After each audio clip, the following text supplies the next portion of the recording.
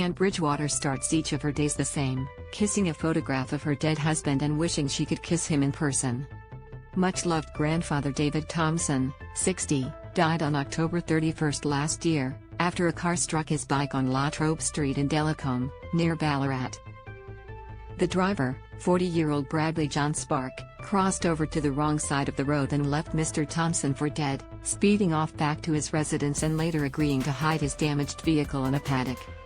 Read more. Policewoman at scene when she realized hit-run victim was her father. Mr Thomson's family spoke on Friday of their heartache and anger, with his wife saying she and her husband did everything together, side by side.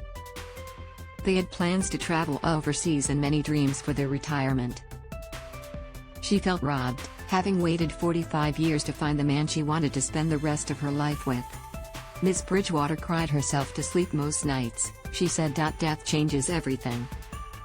It's just not fun like it once was. I hate it, she told the County Court of Victoria in a victim impact statement. Read more. 4 and 20 pies, lean cuisine no longer Australian. I wish I had the chance to hold him so he wasn't alone. His son, Dylan Thomson, condemned Spark as a spineless perpetrator who committed an unforgivable crime.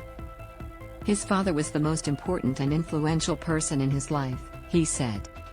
He was taken away from us in a way that you would not wish on anyone, he said. Mr Thomson was flung some 21 meters when Spark's sedan struck him.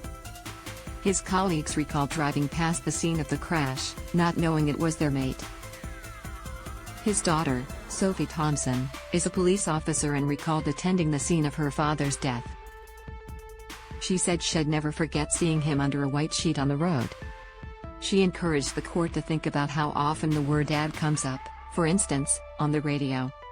I am reminded nearly hourly I no longer have a father, she said. For Ms. Thomson, that meant no one to walk her down the aisle at her wedding or to chase around her future children. Spark has pleaded guilty to dangerous driving causing death, failing to stop at the scene of the crash, and failing to render Mr Thomson assistance. He is awaiting sentencing. Read more. New details released of Queen's funeral.